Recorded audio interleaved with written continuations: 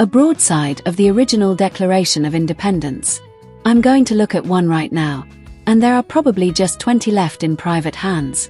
For more than $1 million, will Rick be able to purchase this copy of the Declaration of Independence? You don't see Rick outside his store very often, but he felt that a visit to New York was the least he could do for the Declaration of Independence, one of the most significant texts in American history. Rick is shown the rare 1776 print of the Declaration of Independence by private collector Jeremy. Rick was taken aback. According to Jeremy, the print has never before been offered for sale at a public auction and is in superb condition. I printed the Declaration of Independence in 1776. This is very incredible. It's certainly one of the most amazing things I've ever seen in my professional life.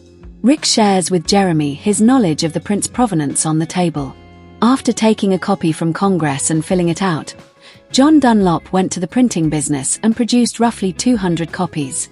The original ones were those.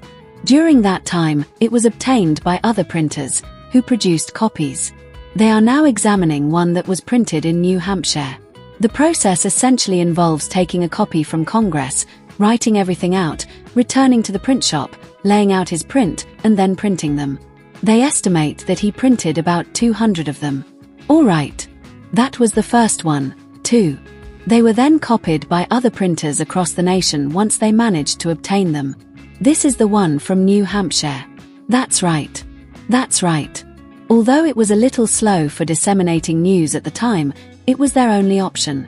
The great thing about this image, Jeremy tells Rick, is that you can actually see the pinholes around the corners, indicating that it was on public display. According to Rick, it is likely that the posters will remain in place for a week before being replaced. It's the coolest document I've seen in my career, he says. Whoa, hang for a week. Everybody would stop by and take a peek. A few weeks later, a poster for the new band was on its way to her.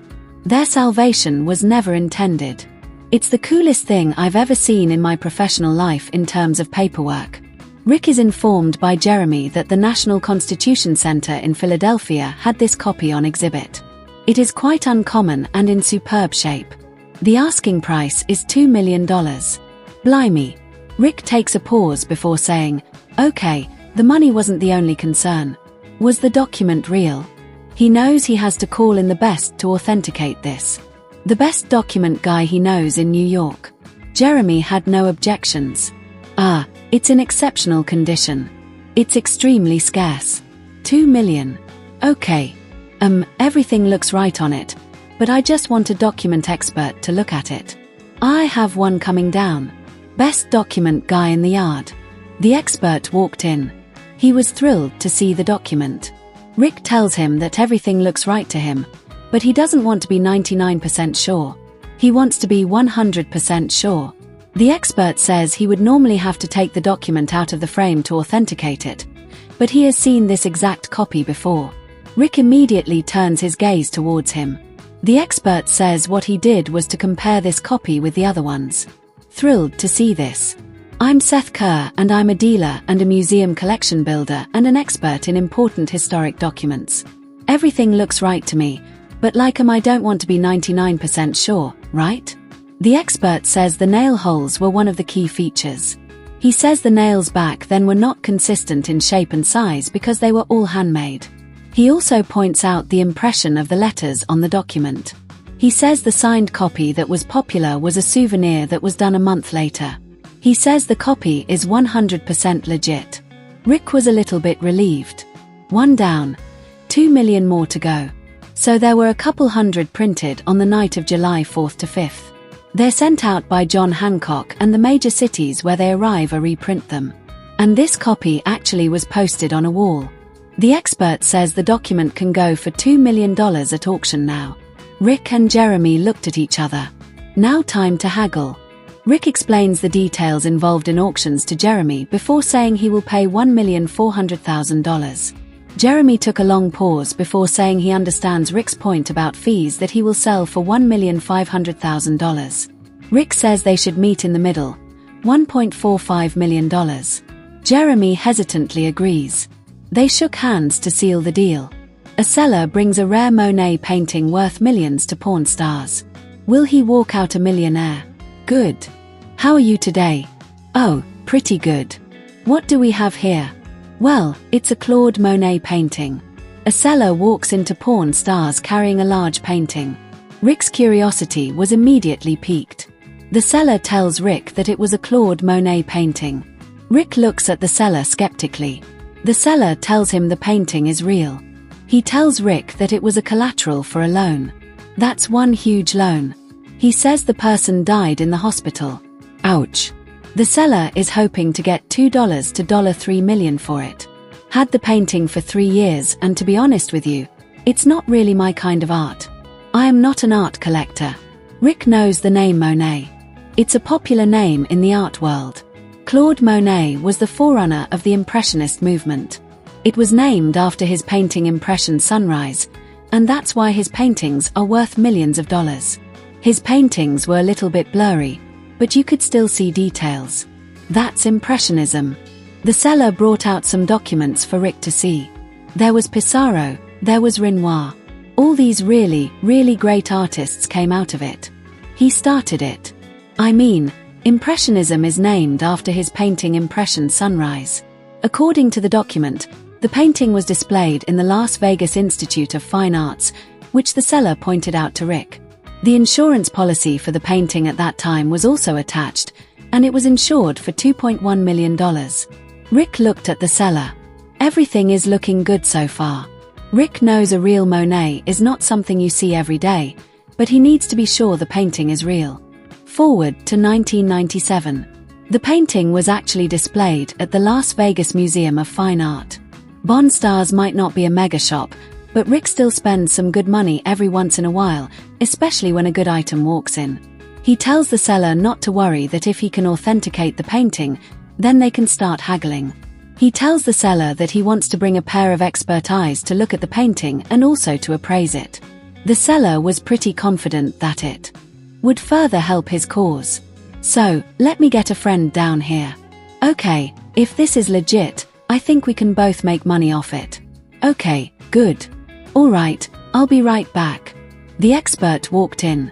He could not contain his excitement when he saw the painting. He immediately went into lecture mode. He gave both Rick and the seller a crash course on everything Monet. The expert picked up the document and was reading through it. The document didn't state the year the painting was made, which the expert says is very vague.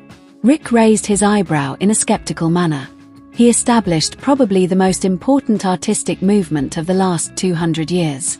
I mean, there's prestigious museums that can't get hold of a Monet. The expert came clean that he would like to get a second opinion on the piece.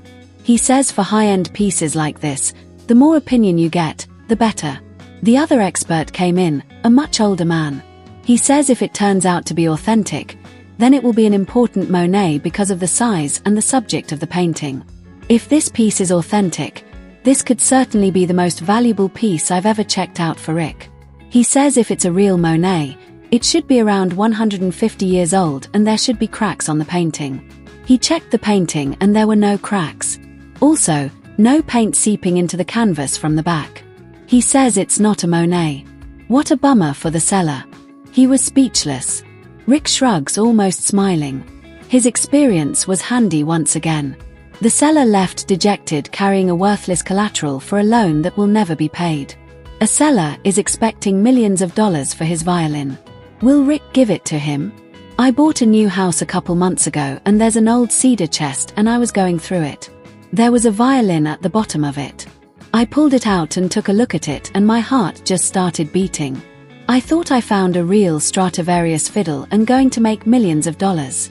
A young fellow comes into Pawn Stars carrying a Stradivarius violin, but is not here to play a tune for Rick. The seller says it's dated 1763. He says he found it in a cedar chest in a house he bought. Lucky fellow. He says he's going to make millions from it. Okay, that's a huge leap. Rick, examining the violin closely, asks if there's any paperwork. The seller says no. First red flag. Rick says the name was originally Stradivari, but as we're at the back of the barn, an old cedar chest had a bunch of old quilts on top of it. You know nothing about it. There was no paperwork in the box or anything. Actually, His name was Stradivaria. It wasn't Stradivarius. Stradivaria. Oh, okay. Rick knows that Stradivarius instruments were considered the best ever made. Even today, the sound quality and precision are unmatched. That's why they go for millions of dollars. The big money question on Rick's mind now is this real?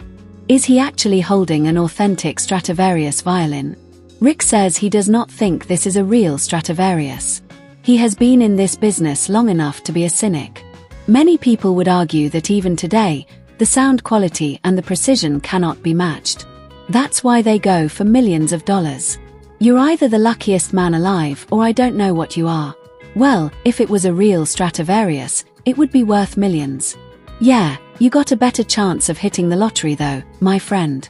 Rick is almost certain that this is a copy, but some copies are so well made that they are still very valuable, not worth millions, but thousands. Rick, playing dumb, asks the seller what he wants to do with it. The seller says he wants to sell it. Rick asks how much he wanted for it. The seller says if it's a real one, he's hoping to get $1 million from it. Rick and Corey gave out a loud laugh.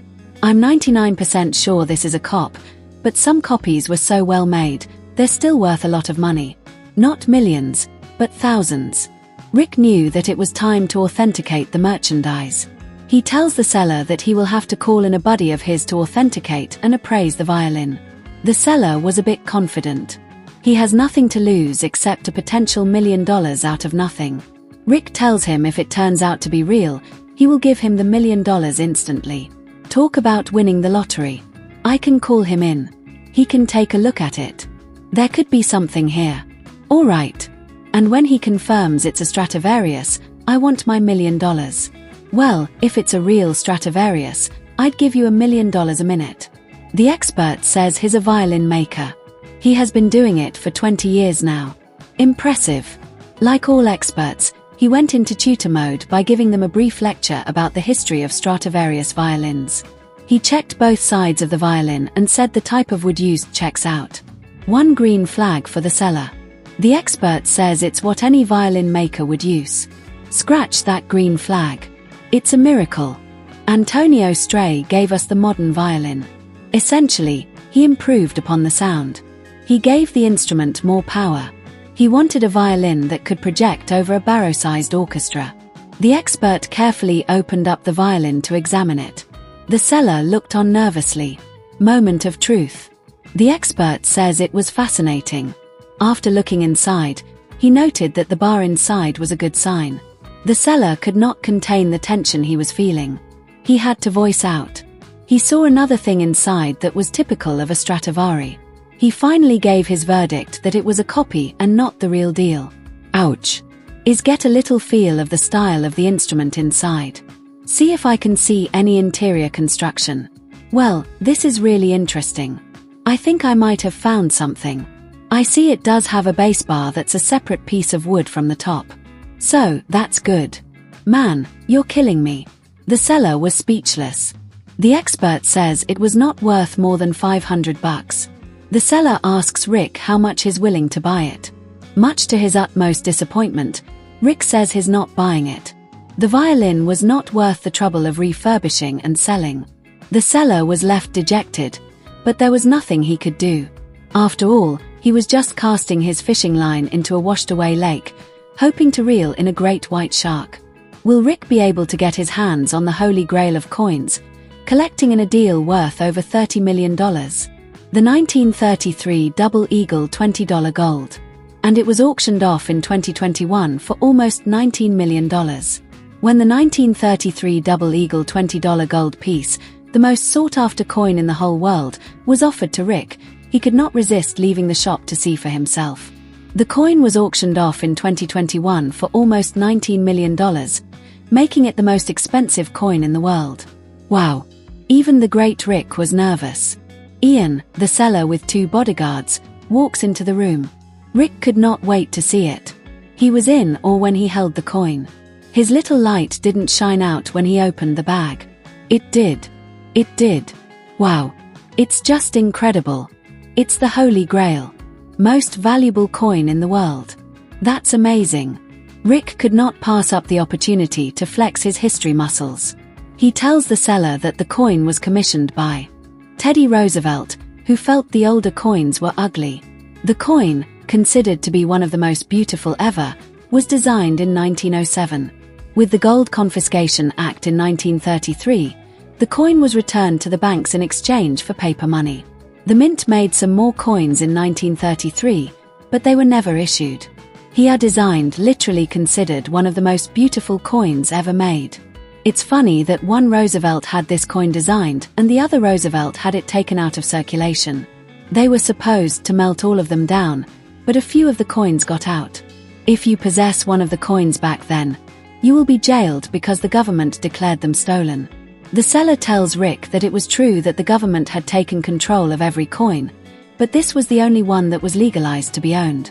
Holy Grail indeed. Rick says most of the time is not just the rarity, but the story behind it, the international story. If you possess one of these things, you are going to go to jail because the government said they were all stolen. Yes, the government has taken possession of every coin that's ever come out. This is the only one that they've legalized to be owned. Rick could not hold it in anymore, so he asked the seller about the international story behind the coin. The seller says in the 1940s, King Farouk of Egypt was the biggest coin collector in the world.